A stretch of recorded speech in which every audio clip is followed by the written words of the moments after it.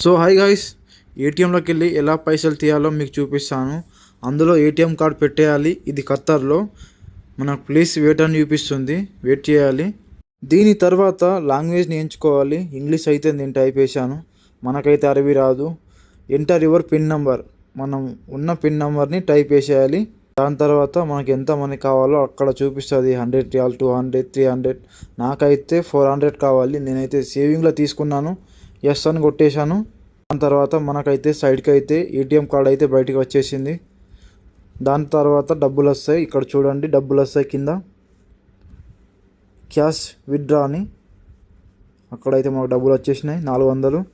మళ్ళీ మనకి ఇక్కడ బిల్ వస్తుంది. సైడ్కి మీకు చూపిస్తాను చూడండి, బిల్ వస్తుంది. ఇక్కడ మనం తీసుకున్న తర్వాత క్యాన్సిల్ బటన్ మీద ఒత్తాలి, ఎందుకన్నా మంచిది మన జాగ్రత్తకు. అలాగే మన ఛానల్ని లైక్, షేర్, సబ్స్క్రైబ్ చేయడం మర్చిపోక.